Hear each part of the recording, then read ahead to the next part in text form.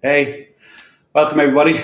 Here we are again, All Things Yoga with Roy, and now we are starting a new session. And this session is all about self-practice and all the aspects of self-practice. So, what does that mean? Is if you'll see the first conversation we're going to have is a reasonable approach to self-practice. So, how do you approach it? How do you establish? How do you establish it in your life, in your routine? What are the spaces and opportunities that you have to fit in your yoga practice? And that's our starting point. Is next week we'll have a chat about understanding the basic steps within your practice. And they're the conversations that we'll start with, and we'll develop more and more as we go along. But really, it's very much about the foundation of, I'm going to do some home practice. Where do I start? The first thing you need to start with is a plan. And then that plan needs to be reasonable. A lot of times we can, and over the many years talking to lots of people about their self-practice, people have a tendency to put way too much pressure on themselves. What they expect from themselves, the standard of their yoga is they don't know what to do, they don't know where to start, trying to fit it in with everything else that's going on in life. And just making the time, making the space in their life, but then equally in themselves is creating that space in themselves that they can start and continue and engage. And if I say it to you this way, one of the things to think about is, if somebody is going to begin a yoga self-practice, it's because they've got the yoga bug. Is they love it so much that they want to do it at home. Some people won't go to classes, they'll just start yoga at home and they'll give it a go. If they continue, it's because they've got the yoga bug. So pretty much anybody who continues yoga, starts it at home or continues it, is because they got the yoga bug. So now let's explore that a little bit more.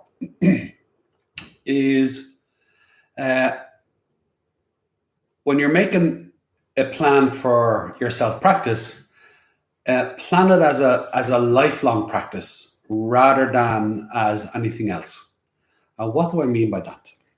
Is a lot of times people go through the process of stopping and starting. And it takes a lot to start because you're going to make your commitment. And if there's a lot of commitments in our lives, it can be difficult to add another commitment in. So when we make that commitment, and then we stop it, it can be difficult psychologically to start it again. So because we have to get our drive going and we have to reassert ourselves, and it's like, oh, we have to start again. And it's that sense of, oh, having to start again. It feels like you're putting down the weight of it, and then you got to pick the weight of it back up again. And it's that effort of stopping and starting psychologically can get in our way all the time. And there'll be that process of going through that.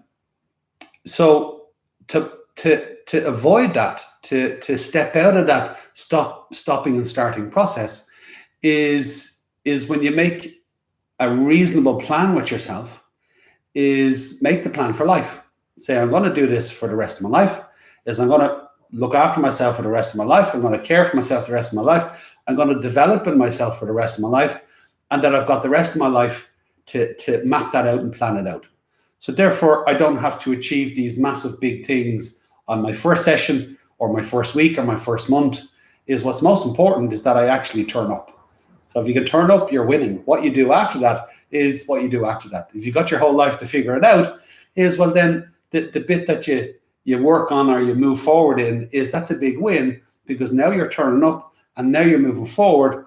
And the pressure of, I have to achieve this, and God, I have to do that, and all those pressures get lost in the commitment of, I'm going to do this for life. So now, if you're going to make a plan for life, then you have to think about, okay, this is not a race anymore. This is a marathon. So now I got a plan for a marathon rather than a race, because in a race is we can be rushing around, trying to get to the peaks and darting around the place, and we can set standards for ourselves that are just not achievable, and they're certainly not achievable to do over the long term. So if we plan for a marathon, it's a very different place to be coming from within ourselves. So now think about that is I'm going to do it for life. And yoga can be many, many things. So you could be doing your posture work. You're going to look after your basic well-being physically. You're going to look after your energetic self, your emotional self. You're going to look after your mental self. You're going to look to nurture and develop qualities that enhance all aspects of your life. You're going to reduce your resistance and your struggling in yourself, reduce your suffering and your pain, so that you can enjoy the life that you're living and increase the quality of it, increase your energy levels, is have that lovely sense of consciousness rising through you, and that you're on that journey and engaging with that process in life. And again, it all starts on the mat, but what you get on the mat, taking it off the mat, is a very big part of the self-practice. So if you think about it, you might spend an hour on the mat, but you're 23 hours in your life for the rest of the day. So those little things those little wins that you get on the mat, is when you begin to layer them through your day, is those little things exponentially become big things. What do I mean by that? I'll give you an example. When you center yourself, and you come in and you center yourself, and over a 6-month period, let's say you're doing 3 sessions a week for an hour or thereabouts, is over that 6-month period, 3 sessions a week, is who's going to turn up that practice? But you are, and then all the different moods and states of mind that you're in. So now, if you center yourself on your mat when you're in good form, you center yourself on the mat when you're in not good form, bad form. And you center yourself on the mat when you're calm and centered. So you're meeting yourself with where you are, and then you're centering yourself all the time. So you might go, okay, I centered myself in that state of mind, that mood, and in how I am in my body, my energy levels, and my energy is low, I'm centered. My energy is high, I'm centered. My body feels like it's good to go today, I'm centered. My body is tired today, I'm centered. So all those different ranges within yourself, your self-practice is showing you how to center yourself in all those different spaces. So now that's wonderful on the mat. Now do it off the mat. That you center yourself in the rooms of your life, the people in your life, the situations in your life, and then how you feel in yourself as you go about your life, is that one center becomes more and more constant. So that centering that you do on the mat, those micro practices that you do off the mat. I'm going to center myself in this room now. Oh, I need to center myself. I'm focusing, shifting from family to work. I'm shifting from work to going home, and I center myself. I have to deal with this situation, I center myself. Deal with that situation, I center myself. All those little micro practices is exponentially build, so that 6 months down the road is that your experience of you being centered and connected now becomes a living experience. So it's the little things that you get on the mat, when you take them off the mat, become very powerful. So then you're going to have concentrated times on the mat. So there's your concentrated practice, and then you have your micro practices as you go through the day. Okay, and this is one of the benefits, the difference between going to a class and following the guidance of a teacher, and then being at home and then going through the practice yourself. And I'll give you a simple example of the difference. Is think about the nicest relaxation you've ever had in a yoga class. The nicest relaxation you've ever had in a yoga class. And again, it can be gorgeous. Now think about the exact same experience is when you're at home in your own home and you're having the same experience. What's that like?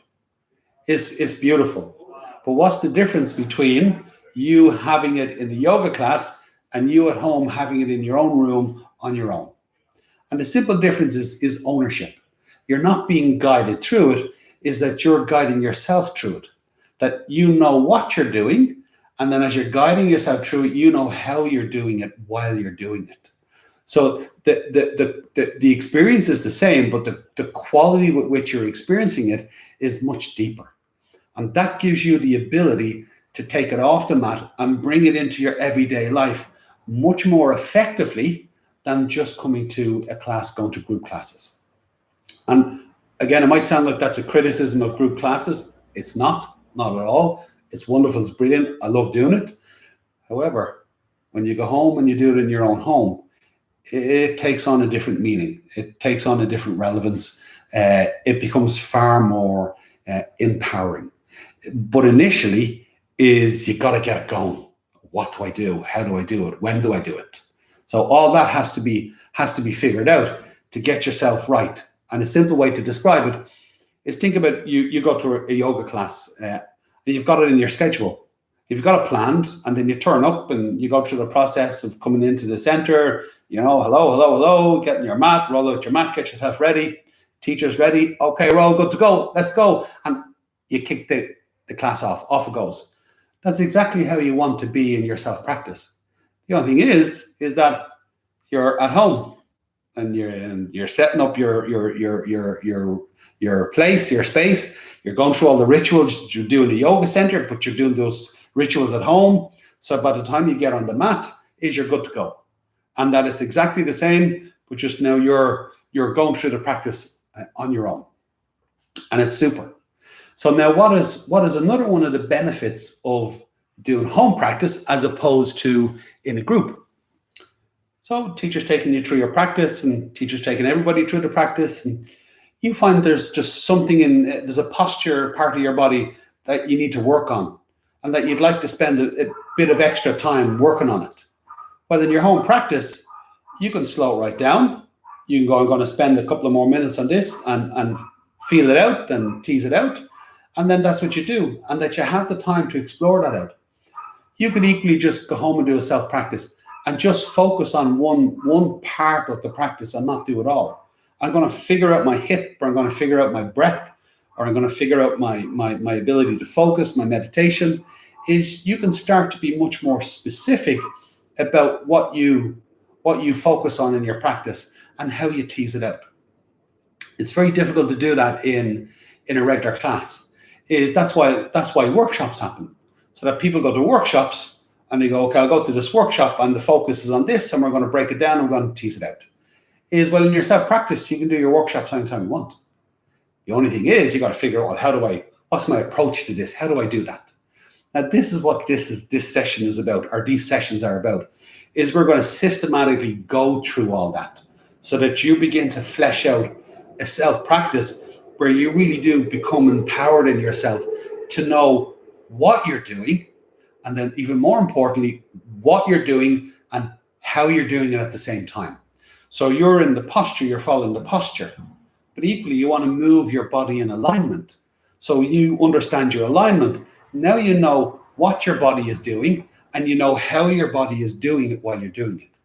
So I'm going to constantly keep teasing this out with you.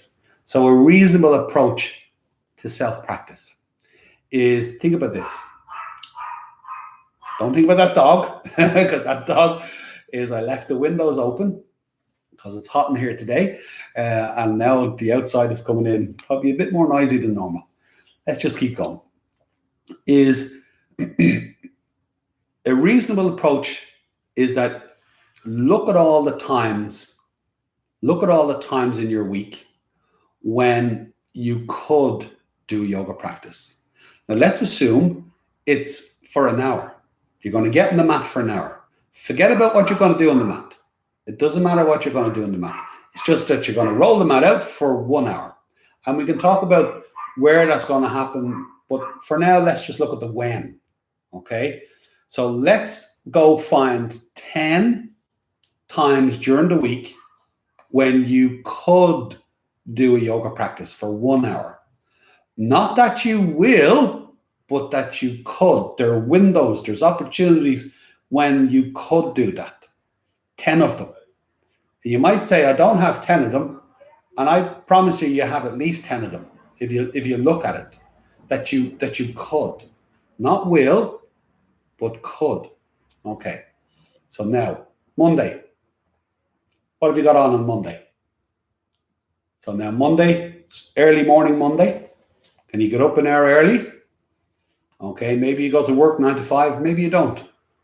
Maybe there's some time through from early morning all the way through lunchtime. So mid-morning, afternoon, late afternoon, after work, early evening, okay, later on in the evening, is do you have any time on Monday that you could, not that you will or you would, but you could do a yoga session? And be honest about it. And if you say, oh, well, I'm too tired then, put that down.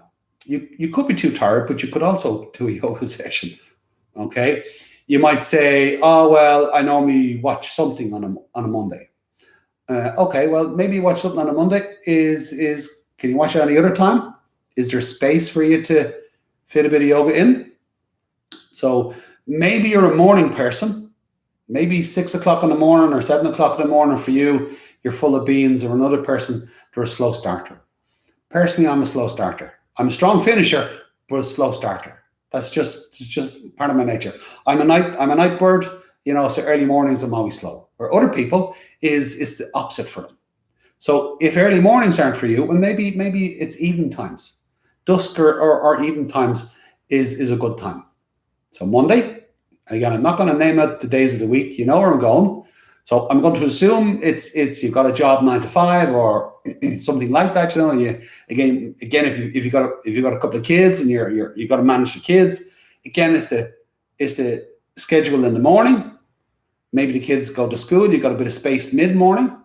Maybe you do. Maybe it's in the afternoon. Maybe it's dinner time or after. When is that? The possibles. You could do a session. It's not that you will or you would, but you could. Okay. And is there anything within your day where you can go, well, I can sort of move that a little bit. I can do that another time, or I can adjust this. Or is there anything in your day where you go, I don't need to do as much as this, or I really don't need to do that at all, or look for spaces. Monday, Tuesday, Wednesday, Thursday, Friday, and of course Saturday and Sunday. And I'm assuming you work a Monday to Friday, but maybe you don't. Maybe you work on the weekends. So maybe weekends aren't a time for you, or maybe weekends you've got lots of free time. Okay, so then there's your free time, and I know we can all fill our free time with things, but then you got to ask yourself: is where within that is there an hour? If you're off all day Saturday, are you telling me you don't have an hour sometime? Does that make sense? So look at all the times, and I guarantee you you'll find more than 10. Because if as an example, you got a day off on Saturday, you go, well, I could do it in the morning. I could do it at lunchtime. I could do it in the afternoon or evening times. So there could be 3 times on Saturday that you could do a session. Okay. So how many slots have you got? Now you'll see that I'll do a link to a vlog on the website where I'll have a handout on this, and you'll see that it'll take you through the notes. Yeah. And you can have a read of it yourself, and it maps it out for you. So now let's say that you found at least 10 times. So you've got 10 sessions a week where you could do a yoga practice for 1 hour. Okay. Now the reason why 1 hour is because you need that time to get into it. Some people say, I'd rather do 20 minutes 5 days a week. If that works for you, great, do that. However, 20 minutes is not an hour. So 20 minutes, you're only getting into it and you have to go. So 20 minutes is like a small yoga session. It's not that time where you can get into a bit more detail. So while you're doing 20 minutes every day or 5 days a week, you might find that you're going through the same thing every day and you're not really mixing it up, and you don't really have the time to explore and tease stuff out. So it's wonderful to do 20 minutes 5 days a week, 7 days a week, but it's not an hour.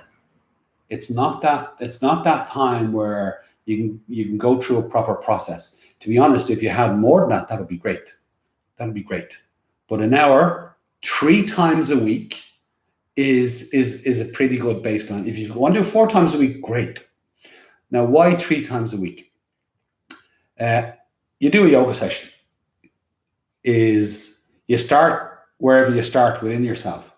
By the end of your session, you're going to do a lie down. You're going to have a lovely relaxation. So you feel good. Your energy level, your body's freer, stronger. Your energy levels are up. Your mind's a bit clearer. You're feeling good in yourself. How long does it last? How long can you walk around enjoying the benefits of that practice before it starts to wear off a little bit? And before it wears off is what you should do. And I am saying should. I know I'm saying should. What you should do is do another one. Is don't let it wear off. Do another one before it wears off. So what you're doing is that 3 times a week is you're keeping into that connection, is you're enjoying the benefits of your yoga practice, and that you're staying in that vibrancy, you're staying in that connection. So that 3 times a week over 6 months is you will see considerable benefits. To be honest, over 3 months you'll see it, but over 6 months you'll have it so well established where you look back at yourself and you go, wow, look how far I've come. And it might be just in your body awareness, or your sense of well-being, your vitality levels, the decrease in your aches and pains, just a clarity in your mind. The way you're engaging in your life is far more enjoyable and engaging. So there's 101 ways that the benefits permeate out. After 6 months, 3 times a week, it will be very hard to go back. After 3 months, you'll definitely feel it, but after 6 months, you'll be really well established. So let's not do a pretendies on, oh yeah, it's only going to take you 30 days to establish this. No, you're only getting into it in 30 days. 6 months, that's the reality of it, to really establish it. And 3 times a week, okay? So that you're keeping tipping in. So now what's the reasonable part? The reasonable part is you have at least 10 windows a week, at least 10. So Monday comes, and let's say you get a session in on Monday. And then Tuesday comes, and you don't get a session in. Wednesday comes, you don't get a session in. For whatever reason, let's not judge. The reason is you can justify it, or it can be reasonable, or you just avoid it. It doesn't matter. It's just Tuesday, Wednesday, you didn't do a session. So if you're going to be reasonable, you've committed to 3 sessions a week. If you're going to be reasonable, what's the reasonable thing to do on Thursday? Is to do a session, because you're committing to 3 sessions a week. So now you do a session on Thursday, and that it's not up for discussion. It's not up for, well, I have this and I have that. Is you go and you do the session because that's what you've committed to, and it's reasonable. You're not being unreasonable. If they want to do a session on Thursday and then not do another one Thursday and Friday, well, then you know what you need to do on Sunday, and that you're looking at your windows, and that you see all your opportunities, and then within that is you're able to enter your practice at those times. Now you will, I'm sure you're already thinking about it, or a lot of you already think, but what about just doing a regular practice and setting it up for the same time all the time? And again, is if you're used to doing your yoga class on Tuesday at 6, is great. Is keep doing that. Is that if you can set it into your routine where you go, I know I have an hour then, and every week you do it then. Well, that's wonderful. Is keep doing it. Keep doing it. I'm not saying don't do that. However, is life has a tendency to be a bit like moving sands. So depending on how busy you are in your life, that moving sands of busyness can go up and down in your different days. So it won't always be easy to turn up on a Tuesday at 6 and do a session. So allowing yourself that adaptability of recognizing all your windows where you could do a yoga session, but you may not. But over the week, you'll definitely do 3, is you allow yourself to be flexible.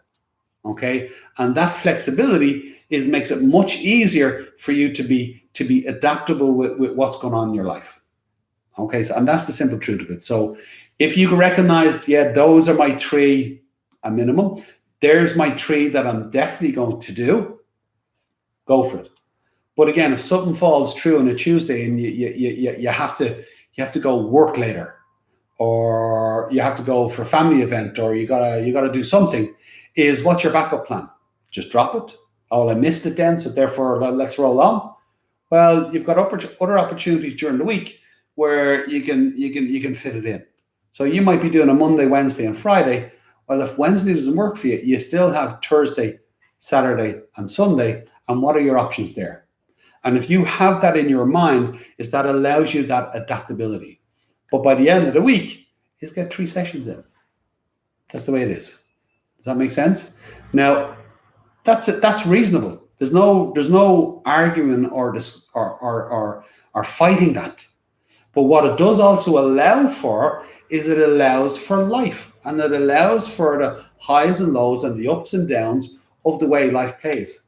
Sometimes is you might be tired. You might be too tired to do a yoga session. And again, we'll have a chat about, if you're tired, what way would you do a yoga session there? We're going to have that chat in a little while in this session, but later. But there's just times when it's like, it's just not the right time for you to do a yoga session. And you have to be able to give yourself that space and then pick it up another time rather than next week. Because again, if you give yourself the space to, oh, I'll do it next week. Now what have you let in the door? Oh, I'll do it next week. If you let that come in, oh, I'll do it next week, you're letting something in the door. And I'll say it to you this way. And this is a common phrase, using the back door, is think about if somebody makes a commitment, and when they make that commitment with their back door already established, well, what happens is that they'll move into it, and they'll do it. It's easy, I'll keep going. It's a little challenging, well, I'll keep going.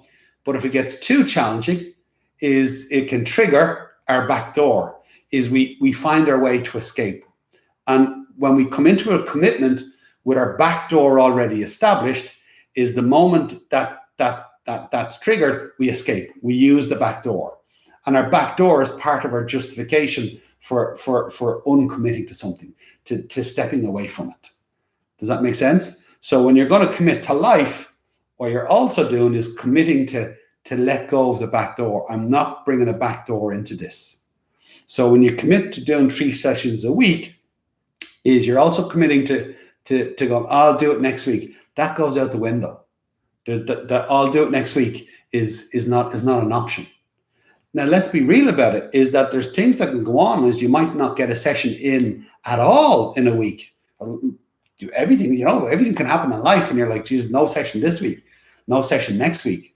Okay, so how do you deal with that? How do you deal with that? Rather than getting into this whole mindset of stopping and starting and, oh, I have to build up my commitment to this. Oh, now I've dropped it. Now I'm beating myself up for dropping it.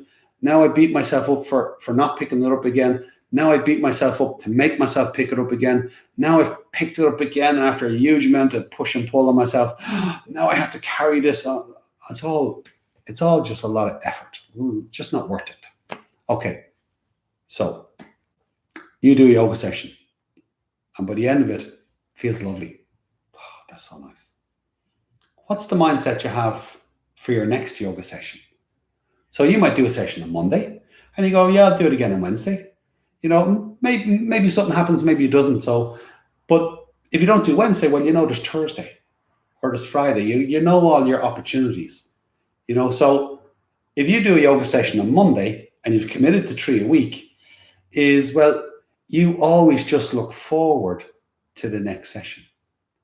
Always look forward to the next session. It may not happen on Wednesday. It may not happen for the rest of the week. Again, life can get busy. Sometimes that happens, but you've committed to a lifelong yoga practice.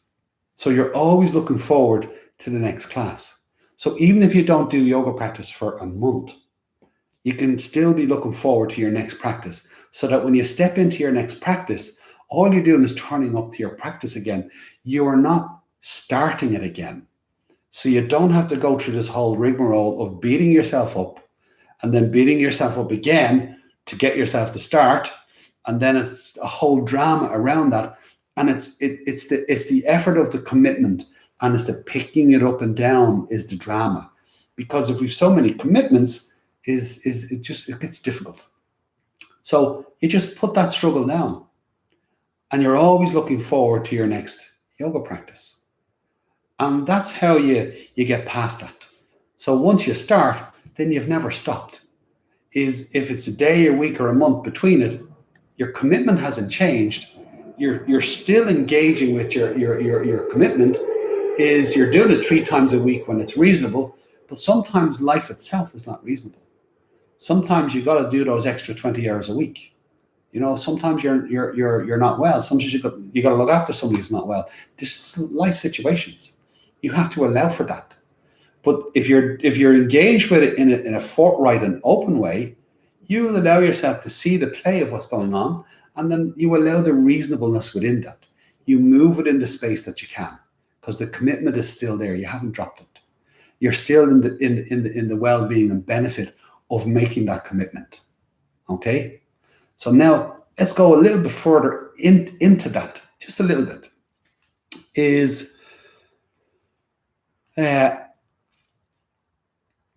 There's a tendency for people to do yoga practice when they feel certain ways, and then in other ways that they don't do it. And what I mean by that is we all have a range of states of mind, moods that we're in. Some are nice and high, some are mid-range, some are just very grounded, very in the positive and the woohoo of it, and it can be full on, the mid-range. And then there's other times we're just innately calm and relaxed. And there's other times we're a bit struggling and negativity of it, and there's mid-range, and then sometimes we're struggling and it's just like, Rawr. Okay, so there's just that range. Does that make sense? So now within that range is, when are you more inclined to do a practice? Just generally right now. But let me tease that out for you a little bit. And then I'll also tell you what I've seen over the thousands of people that I've taught is, generally when people are in and around the mid-range, they're good. Sometimes people can be in such good form that they get caught up in enjoying life, and it's like, oh, I don't need to do my yoga practice. So sometimes people, when they're enjoying life too much and in the positivity of things, is they sort of let their yoga slide a little bit at times. Okay, generally. But when they're in the feeling good but mid-range, it's easier to turn up to yoga. When they're centered, is a lot of times people can turn up when they're centered. Sometimes people don't, because again, it's like, well, I don't need to. I'm grand. I feel good. I don't need to do my yoga practice. By the way, I'm generalizing. Is when we're in the negativity and it's in the mid-range, it's easier to turn up to a yoga practice. But when we're struggling within ourselves and it's that intense heightened state, is again, that can be a time when it's more challenging to turn up. We're not in the mood. So sometimes we're not in the mood because we're in bad form. Sometimes we're not in the mood because we're in good form. Sometimes we're not in the mood because, like, well, I don't really need it, because I feel good in myself. By the way, you got to remember, I'm generalizing. But in that range, where are you? Where are you? And another way to ask it, which is, I'll ask it, and then you can think for yourself. What moods do you do your yoga in, and what moods do you not do your yoga in? There's another way of asking it.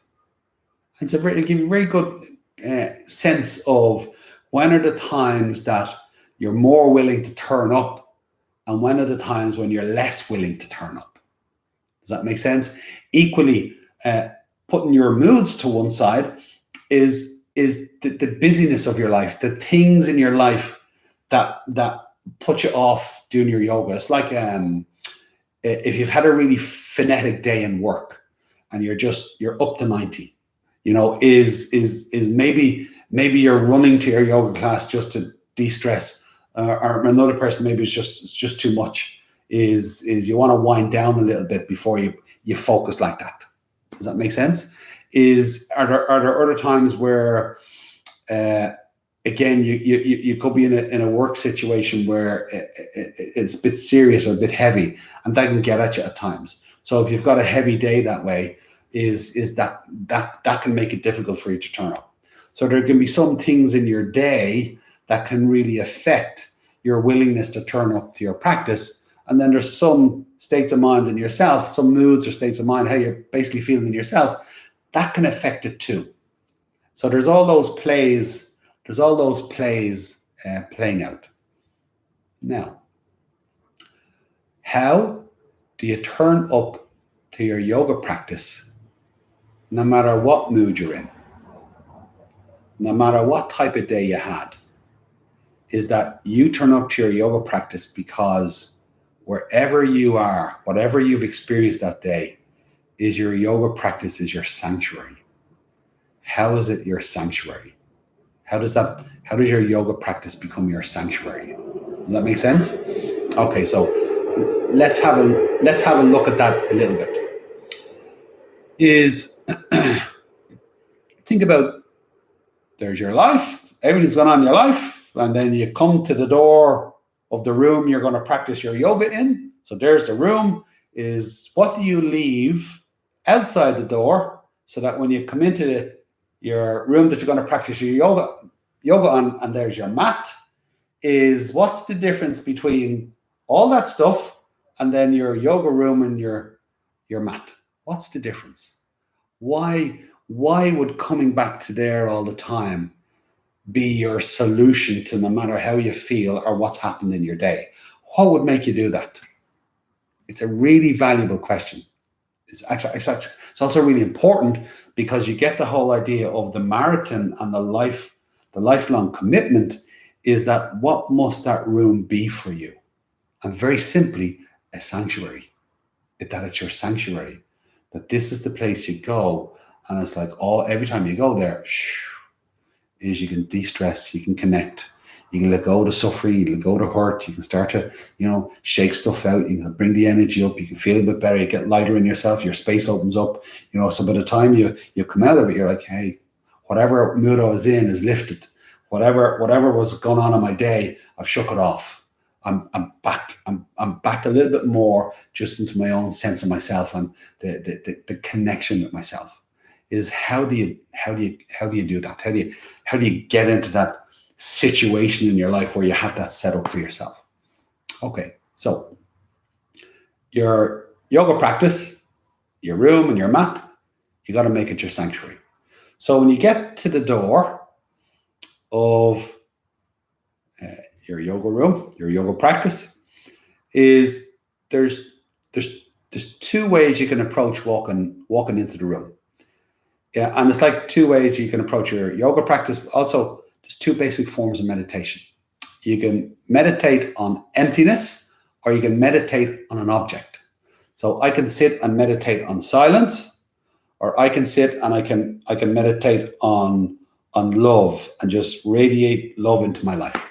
So I'm meditating on that, or I'm meditating on a flower. I can meditate on the beauty of a flower.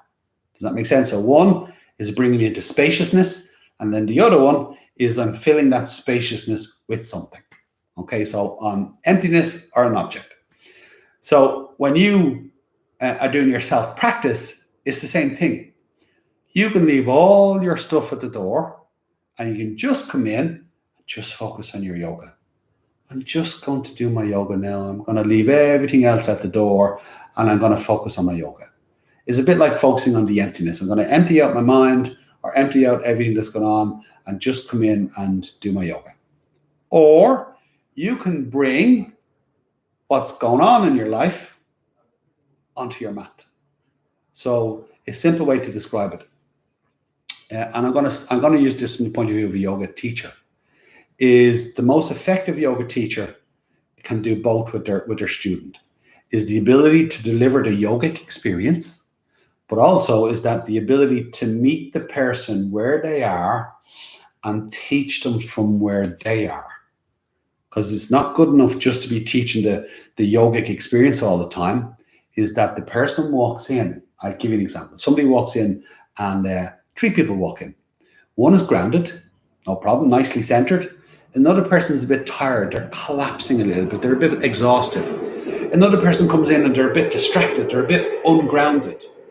Okay, so I've got one person centered, and another person is tired and exhausted and collapsing. The other person is distracted and a bit ungrounded, a bit giddy, or a bit something, hard to focus. Okay, so now what I want to do is I want to be able to guide all those three people to the center as a group. Does that make sense? Now think about this for yourself. Is some days you could be tired, a bit exhausted. You know, your energy, your body's collapsing a little bit. You know, emotionally you might feel you're collapsing a little bit, just a bit. Other days you're grounded. And other days you're a bit distracted. You know, things are going a bit too fast, a bit too intense, too many things going on. I'll pull all over the place, and you sort of lose your ground a little bit. Now, whether that's physically, energetically, mentally, life situations, it's that sense of being ungrounded. So your ability to meet yourself when you're a little bit ungrounded, energy's a bit low, and to bring yourself back to your center, energize yourself a little bit, how valuable is that? That if you brought that self, that yourself that's feeling like that, into your sanctuary and nurtured yourself a little, so give yourself the ground and bring your energy up, who doesn't want that? Who doesn't want that life skill? Because it's a life skill. You might be using postures, a bit of breath, a bit of meditation, a bit of relaxation, but they're all life skills. That the ability to do that for yourself is powerful. You know, you're centered, you come into the room, you do your yoga practice, you do it from your place of center. You know, you can engage with yourself that way. There's other times you're a bit distracted, you know, a bit too busy. So now you slow yourself down, you calm yourself down, and you bring yourself back to your ground. And again, you open up a bit of space and you start to move in your center of gravity, and you just come back to that spontaneous flow in yourself, so that you're not going too fast. That spontaneous flow in yourself keeps you very grounded and connected into yourself. Now you're winning again. As a life skill, that's very valuable. Over the long term of your life, how much suffering and energy would you conserve if you're able to avoid collapsing? Or if you were collapsing, you could bring yourself back to an even keel. How many times would you be able to avoid going into that place if you knew how to stay grounded over your lifetime? You understand the value of that over the marathon. The times where if it gets a bit hectic, you know how to bring yourself back and energize yourself. Quite possibly after a while, you'll find yourself not going into that space because you can stay in yourself and engage with it in a very different way. Now, that's all the micro practices beginning to kick off in your life, really having real powerful effect. Equally, the ungrounding is you go into the situations that normally that exhaust you or make you collapse a little bit, and you hold your ground in them. All those little micro practices. So that practice that you get on your mat is now you bring it into your everyday life. 6 months down the road is you're not as tired as you were. You're not as distracted as you were. You're finding the ground and a pace to move at where you can start to feel more and more of yourself and more in control of yourself. That you're controlling yourself rather than getting caught up in the push and pulls of generally life about you. Does that make sense? You're getting clearer and clearer about what's relevant to you, your core values, and how you want to engage in them. So you don't get caught up in the push and pull of other people's drama so much. You don't get caught up in the push and pull of the pressures of work. You engage with people, you communicate, you engage with work, but there's a lot of the push and pulls that have nothing to do with you, so you just don't buy into them. And that you stay engaged in yourself and you find a different way to engage that allows you to stay grounded, that allows your energy to stay open and engaged. There are times when we get tired. That's a different thing. So now you can be tired and have a low energy, but still grounded. There are times when our energy goes high, but we don't have to use that to deal with stress. We can just feel higher, better in ourselves, but from a place of being grounded. Does that make sense? So the value of a self-practice and approaching it reasonably, and then mapping that out in your routine, and then how you approach your self practice when you're coming in. If that was the way it was, wouldn't it be so easy to just always look forward to the next session rather than beating ourselves up for what we didn't do or what we should be doing, and all that push and pull? It just gets in the way of that marathon and that engagement. Because if you look at all the other important things in your life, your core values and your commitments to them, is they're all marathons. They're not races. All the things that are most important to us is they're extended commitments over an extended period of time. And it's all the small little movements within it that make the big difference. So apply that to your yoga. Now, why would you do that? Why would you? That's a lot of time. That's a lot of commitment, Roy. I'm not sure I'm into my yoga that much. Okay, this is why you do it. I've already answered it, but I'm going to reaffirm my answer to you.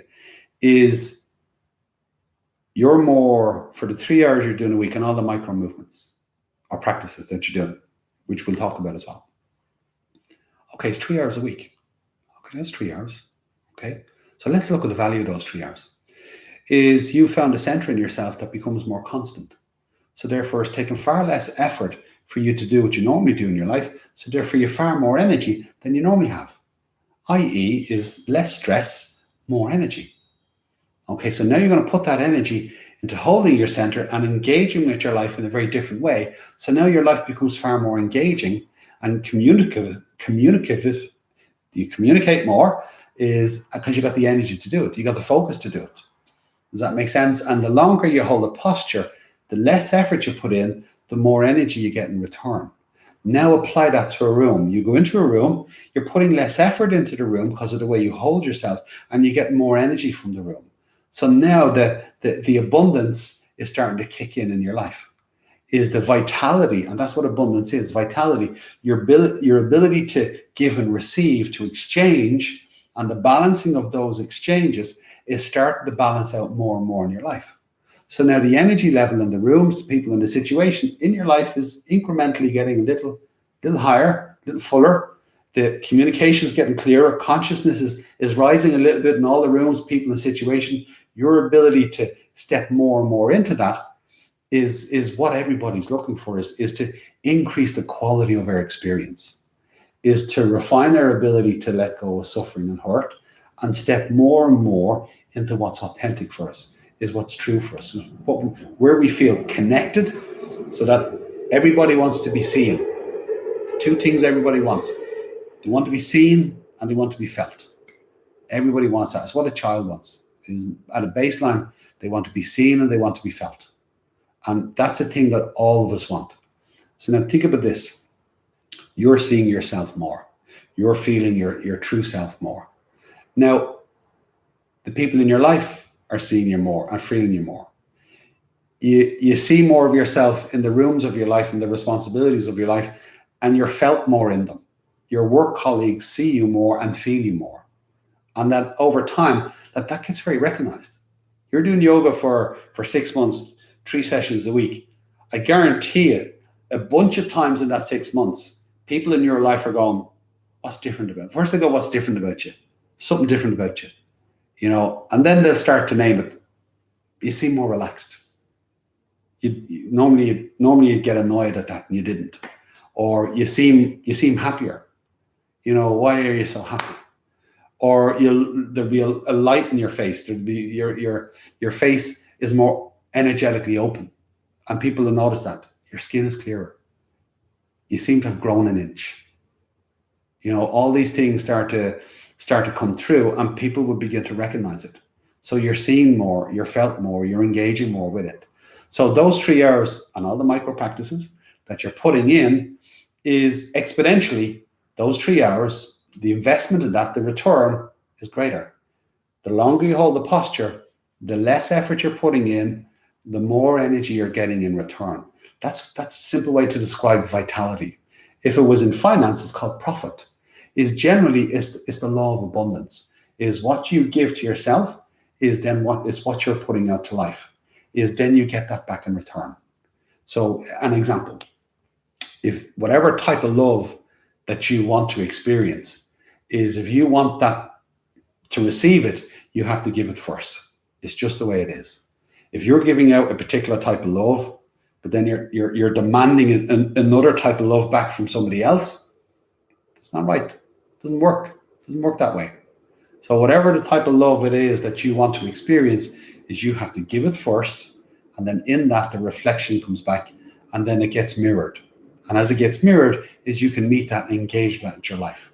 And that type of love isn't just about the one relationship in your life, is you're putting out that type of bonded connection in your life, is you get it back in lots of micro ways, just in the way people engage with you, in the way you engage with life, and that is you're seeing more and you're felt more. You see life more and you feel life more. And at a core value, that's one of the core things we want, because in all your core values, you want those two things. Everybody does. So now put a price on that. Put a price on it. The price is 3 hours a week and lots of micro movements. So the investment is really worth it. So I can't be any more reasonable. I'm trying to sell you a carpet here, I can't be any more reasonable. You're getting the best price. Okay, so I can't be any more reasonable. Okay, so now you can either leave all your stuff at the door and come in and practice your yoga. So you come in and you're centering yourself. You're doing your limbering. You're doing your warming and strengthening. You come into your power. You're doing your cooling down, your calming down. And then you're doing your breathing and your meditation, your relaxation. So essentially is that you're starting at the ground. You limber and you open up. The energy's coming up. You do warming and strengthening. So your focus and your body's getting stronger. And then you do the cooling down and calming down, and then you're back into the breathing, meditation, relaxation. So essentially is you're bringing your energy level up, and then you're bringing your energy level down. And normally it's 2/3 on the way up and 1/3 on the way down. And that's why the hour is important, that you give yourself the space to go through that process. Now, think about this. And I'm going to talk in more detail about this next week, is you turn up. I'm selling it to you a bit more now. So now you're turning up. You can either leave all your stuff at the door, or you can bring it in. So now let's say you bring in your tiredness. I'm tired. I'm not really able for that peak. I don't have it in me. Okay. So maybe you come in of a day and you center yourself, and then you limber out, and you ground yourself. You open up your energy. You start to energize. And then you just do a little bit of toning and engaging, just to get a little bit of clarity in yourself. But you don't go into the intensity of it, because that's all you've got on that day. So if you're tired, that's as far as you go. And then you do the calm down. Your peak isn't very strong because you don't have it in you. Maybe some days you just go as far as limbering. Other days you might just do the relaxation. You might just go in there and lie down for an hour. Does that make sense? You might go in there and cry for an hour. Does that make sense? You're letting yourself in there, and it's your sanctuary. And another day you'll go fully through your session, and you could power through it. Woo-hoo! You're going all the way through it, and it's great. And that's what you've got to give on that day. Is one day you might go in, and it's not so much about the physical part of the practice, it could be the emotional or the mental. You might have a situation in work that you're trying to figure out. It literally could be something to work, whatever it is, just as an example, or in yourself, wherever it is. But your mind is busy with it. Well, go in, bring it into your session. While you're centering yourself physically, is center yourself on what you're thinking about, whatever it is. Okay, now limber out in your body. At the same time, limber out your mind about whatever it is you're thinking about. And as you bring yourself into your strengthening in your body, you're breathing, you're focusing your mind. But at the same time, you're still thinking about whatever it is you're trying to figure out. But now you've become very focused in it. You've centered yourself in it. Okay, so now I'm not phonetic in it. Now you've opened yourself into it. Okay, now I'm opening up possibility. I'm opening up my energy. I'm opening up my awareness. I'm looking at it. Now I bring it to a peak. Now I'm really focused. I'm able to hold the thought or the process that I'm going through. Okay, so now I come to the calming down and the letting go. So now I'm starting to just let myself relax into it. Is maybe I'll start to have connections, insights that I hadn't seen before, I start to see it. So by the time I come to my meditation breathing or my relaxation at the end, I've seen something that I hadn't seen.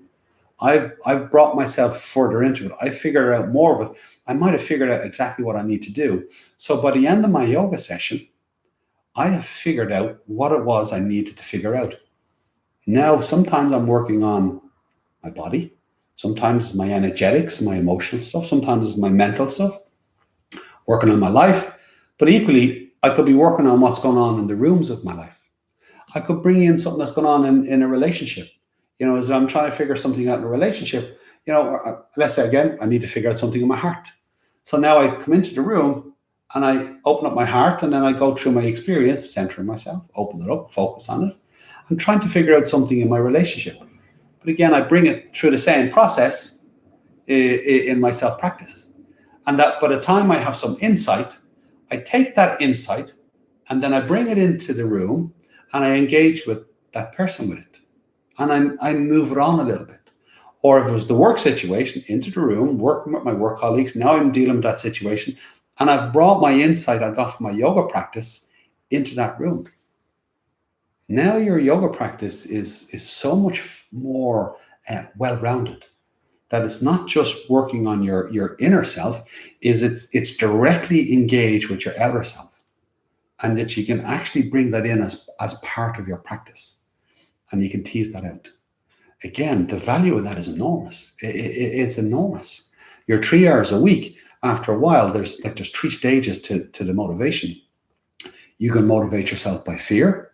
A lot of times that's what gets us going. We're losing our vitality, or we've got an injury and we're afraid in some form. And part of the stopping and starting is that back and forward of fear motivating us to go back into it, and we stop. And then fear motivates us to go back into it again, and we stop and go back and forward in that. Then at one point, when you would normally break the pattern of your yoga practice, is rather than stopping, you say, no, I'm going to continue. Now, when you say, no, I'm going to continue, is what you've done is now you're motivating yourself through duty. If that's not fear, that's duty. I'm not in the mood to do it, but I'm going to do it anyway. That's duty. I've got this and I've got that.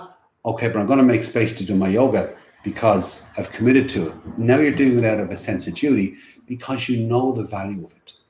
Is you turn up and you might be in a stinking form.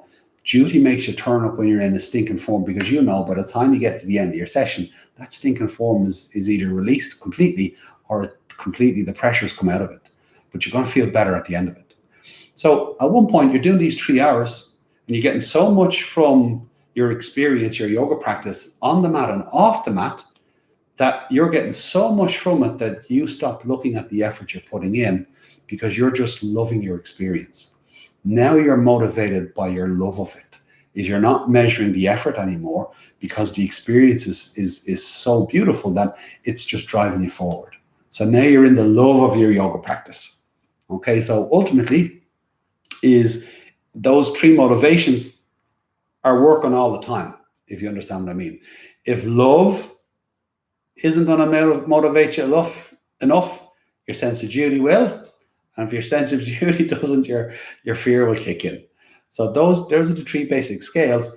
And knowing that is, think about where you're looking to be, is getting to that place where you just love your practice. So then what you put into it is what you will get out of it plus more. It's the less effort you put in and the more energy in return. And whatever returns to you, put that back into your practice.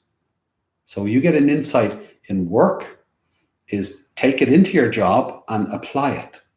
Now, you might do another yoga session and think about the same situation. So you take that new experience, you bring it back into your practice, and by the time you finish your practice, you have another insight. Okay, go take that back to your work. Does that make sense? Is maybe it's something about your hips. You're working on your hips. And in one practice, you get your hips open more than you have before. You've opened up a new space. Okay, so now relax into it. Like, off you go about your day. Let yourself feel it. But when you come back into your practice again, go back in and engage in that space again until that space becomes part of your normal experience. And that you're energizing, you're opening up space, and then you're bringing that energy into your everyday life. And then what you get from your everyday life, you bring it in to your practice and you expand on it. And essentially what you're doing is you're creating a feedback loop. And you want to create a feedback loop of excellence. And I've just described what that is. A feedback loop of excellence is that what you put into your practice on the day, you're going to get an insight from it. Take that insight, now take it off the mat. Now we're into the micro practices. Is you take an insight that you get. It might be a simple example of you found your sit bones and how to sit straight with a beautiful spine. You're breathing into it. And you go, oh my God, I feel that connection. And you were struggling to get it. Now you get it. Now those sit bones, you know how to anchor them. Okay, now as you go about your day, every time you sit down, the first thing you do is you sit into your sit bones. If you find yourself slouching or leaning a little bit, that's fine. Is use that as your teacher. And then every time you remember is now sit on your sit bones, take a breath in. It's a 5-second practice. It's a 10-second practice. Breathe slow and deep into it. It'll become a 5-minute practice. It'll become a 10-minute practice that you find yourself sitting more and more on your sit bones. But it's all those micro movements. So every time you sit down, sit on your sit bones until your sit bones become the grounding that you sit on all the time. But you may have to do micro movements. Is how many times? If you did it 10 times a day, every 10 times a day, every time you sit down, which you might I'm sure you sit down at least 10 times a day, you're actually already sitting down. So it's not like, oh, I have to go and do this. You're already doing it. Now just add in a little bit of mindfulness. Sit on your sit bones. Take a few breaths in and stay there for as long as you do. And if you do what you normally do after that, that's fine. Every time you think about it, go back to your sit bones, or every time you sit down, sit on your sit bones. At one point is you find that you're sitting more and more in your sit bones and you're opening up pathways. So this is how I normally sit, and here's my sit bones. This makes my back tired. This makes my back strong. I'm tired. I'm strong. I'm energized. So you're allowing the pathway from one to another to open. And it's all those micro practices are keeping that pathway open. What you do for the hour is brilliant, but what you do off the mat and all those micro movements that's where the real reward is. That's the truth of it. So at some point, rather than you doing this, is you find yourself sitting straight without even thinking about it. You find yourself in the breath and the energy of it without even thinking about it. That's a micro transformation. You've brought your body back to alignment. Is you've taken energy that you've gone this way and you've brought it back that way. Now you're putting that energy into your practice, into yourself, rather than sending it off into a tired back.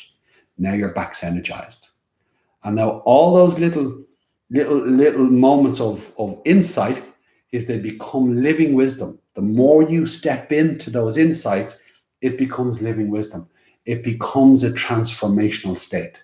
You're charging your energy through you rather than letting it dissipate out of you. Equally, no different than your work situation or your relationship situation. If your relationship's important enough to you, well, then work on it. Practice it like a yoga practice. It's the same thing. Develop yourself in it. Is come more and more into yourself to share with your partner. They want to see you. They want to feel you. But if you're not showing them who you are, you're not showing them how you feel, it's going to be difficult for them to see you and feel you. So therefore, it's incumbent on you to see yourself, feel yourself, and then share it with them. So when you see yourself a little bit more, you feel yourself a little bit more, well, then that's your micro practice. It could be just as simple as is you start to smile more. You start to smile more, and that feels nice. So now go share that with them. Let them see you smile and let them feel how you feel when you smile. And that alone can be just a wonderful thing to share 10, 15, 20 times a day. Every time you think about it, it's a little smile. And again, that it becomes part of your living wisdom. Smiling is a very pleasant thing to do for no other reason other than a smile is really nice. I'm not talking about laughing. I'm talking about smiling. Just a smile. You're sharing that. That's a beautiful thing to share. It's just a very simple, everyday experience, but the quality of it just brings up the engagement. Okay, I'm trying to give you simple examples. You could be working on a lot of tension in your neck and shoulders, and again, that's a slower turn of the big ship. You got to release those shoulders incrementally, so you can have real serious injuries and pain, and you got to figure out how to release those out. Now we will get into those conversations, all those conversations that I've had. We will get into them in this self practice session. So everything from postures and how to approach class, how to approach your body, your breath, your mind, the life of it, the engagement. We're going to tease it all out. But you get the value of establishing a reasonable approach to your self practice. Then next week we'll have a talk about setting up your space. How do you create that sense of sanctuary at a physical level? What are all the things that are going to make it work for you? At an internal level in yourself, what are the rules of your sanctuary? And a simple example is think about all the social norms that are in life. There's an awful lot of social norms. You can do this because it's socially acceptable. You can't do that. That's not socially acceptable. And there's all these social norms that you're in. Does that make sense? We're all in them. And it's the way society works, so that it basically keeps the peace. It allows society to work. There's an awful lot of exchange between people. That's how life we engage. We got to exchange. We got to work with life. We're going to engage with it. So there's always that exchange. So there has to be rules of politeness, rules of engagement that allow society to function. And the more effective those rules are, the better society functions. And again, yourself is it all can be.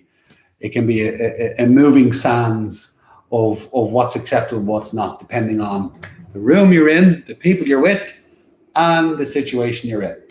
So now, you're in your room. I'm just teasing this out, because we're going to talk about next week. You're in your sanctuary. What are the rules? What are the rules? What have you left all the social norms at the door? So that you took all those social norms off, and that you could just allow yourself to just be. Just be. You don't have to do this. You don't have to say that. You can just say whatever you want. Do whatever you want. You've got the freedom to do that. And you just will allow yourself to explore the range and potential within yourself. And that in that, it allows you to find space in yourself that you may not have noticed before. You may find yourself, you might really enjoy the quality of direct communication with yourself. Sometimes it can be very difficult to communicate in life, because lots of people are having conversations but not really communicating.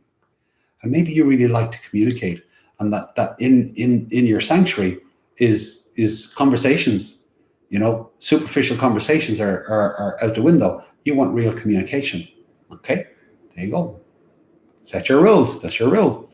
Is maybe you just like being frank, honest, and straight.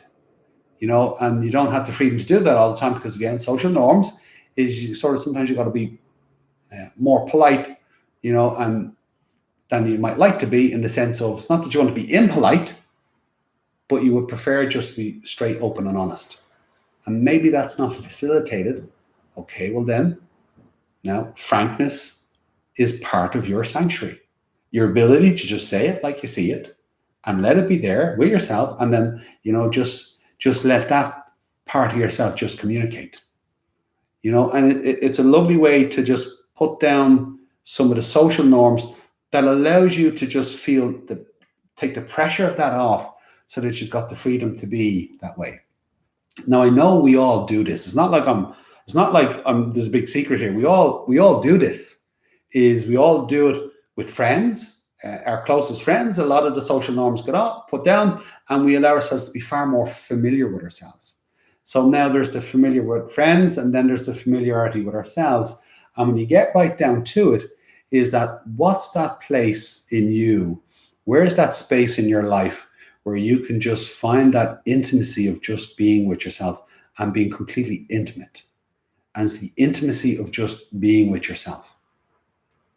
Where is that? Where's that place? Who's that person? And again, part of your sanctuary is that you that your sanctuary is where you can be that intimate with yourself, that you're allowing yourself to be so connected into yourself. And that's what intimacy is connection. That you can explore the intimacy and connection in your body at an emotional level, at a mental level, explore the intimacy of your life, your engagement in it, because we all want to be seen and we all want to be felt. And that is an intimate experience. And I don't mean intimacy in the general terms that we would use it. I mean intimacy, the intimacy of being within us. Who is that? Where is that? Where's that space that you have in your life? Well, what would happen if you actually had a physical space in your life that truly facilitated that, and that you did it consciously, and that when you went in there, that's part of what your sanctuary is. So you set your own rules. Okay, so we're going to have a look at setting our own rules next week and what that means, more detailed. And then equally, we're going to have a look at, okay, so now I've set up the room. So we're going to look at setting up the room. I roll my mat out. I'm ready to go. Okay, so what's the plan? So now there's the plan of the different stages of the practice. So we start looking at also the different stages of the practice. And what are they? Why would you do them? And if you're avoiding them, what does that tell you? A simple example is some people love the centering at the start of the practice. You know, they love it. Other people just want to rush through and get straight into it. That's going to tell you something about your willingness to center. Okay. Some people love a strong practice. Oh yeah, the stronger the better. Other people can be a bit more timid. You know, it's like, oh God, there's weight there, and oh, let me wait there a little bit. Oh, well, my practice is over. Okay, so that's going to tell you something about your willingness to go into the strength and hold the focus and the intensity. And to be well-rounded is it's exploring all those different aspects of it, and then who are the you that is that quality, and figuring out how to tease that out. So the last thing I'm going to say on today's session is, if you're really committed to your practice and you're going, I want to understand myself. This is a lifelong practice. It's the marathon. I'm not in a rush, you know, so I'll turn up and we'll see what happens. Okay, so great. And now you've set your sanctuary up. Okay, now you're going to start to tease out your practice at all levels, physically, energetically, mentally. Sometimes it'll be just right on pure yoga practice. Other times it's more practice of yourself, developing yourself. Okay, but they're both yoga practice. So now, what are you going to look at? Is it just the stuff you're good at and you like? Because that'll only get you so far. So now it's like, okay, well, maybe I need to look at some stuff that I'm not good at and I don't like. Okay, so maybe there's some stuff you're not good at and you don't like, and along the way you're gonna realize how important they are, and then you got to figure out how to become good at them, master them, and then actually like them. I'll give you a simple example for me as an example. Is I used to hate, and again, it's that everyday way that we hate things, is I used to hate sitting forward bends, because my hamstrings were so tight that it was like torture. And before I knew any better, is that I used to try and push and attack them, and they used to just scream at me, and I just avoided them for so long. Until I got more and more into my practice, until I realized that my tight hamstrings are really affecting my ability, not just to forward bend, but my downward dogs, my plows. It was getting in the way of my development of so many other postures, that at one point I realized, I got to work out my hamstrings. I got to work out how to actually fold proper for my hips, you know. And when I understood that, is then I approached it differently. And something that I didn't like and wasn't good at, is I figured out how to like and become good at it. So that's part of the commitment. So things you like and you're good at, things you don't like, things you're not good at. Is then there's also things that you're not aware of. So something you're not aware of, you got to become aware of it. Then you got to figure out how to do it well, that it works for you. So there's the range of what you like and you're good at, or what you're not good at. You got to figure out how to become good at it. What you don't like and you're not good at, you got to figure out how to like it and become good at it. And also the things you don't even know, and being open to that unknown, and to be open to the unknown in yourself and that potential, and then to bring that potential in and then figure it out. And if it's something you don't like, well, there's a potential way that you could like it if you understood it. And there's also the potential if you become really good at it. What is that? That's there. That's in you. And it's that your willingness to engage and explore that. What that also means is that you're shifting from getting comfortable and staying in comfort zones to exploring, uncomfortable zones. But after a while, when you settle into uncomfortable zones become breakthroughs, becomes transformations. So hitting walls is a really good thing, because when you hit the wall and you figure it out, now you've had your breakthrough. That breakthrough becomes a transformation.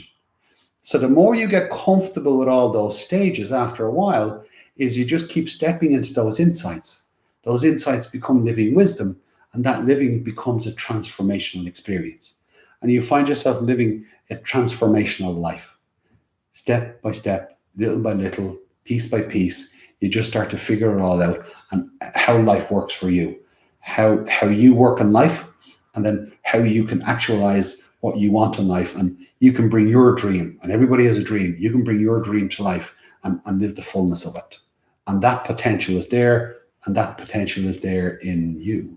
So it's a set of skills to figure out, and it's also the quality of your inner being, which already is there. You just got to be able to see it, and you got to be able to feel it, and then engage with life and watch how life engages with you. So for now, a reasonable approach to self-practice. I hope I sold it to you. Is next week, what we're going to talk about, and we tease it out from there. And as we develop in this, it'll be discussions, then it'll be practices, it'll be breaking things down, and sometimes it'll be discussions, sometimes it'll be practice, and it'll be hand in hand. Here's a posture practice. Let me know, discuss it, and break it down. Here's a breathing practice. Let me know, discuss it, and break it down for you. Here's a meditation, and so on. And it just starts to break it down, build it up, bring it into your life, and see how you get on with it. But for now, thank you for your time, and I will see you next time.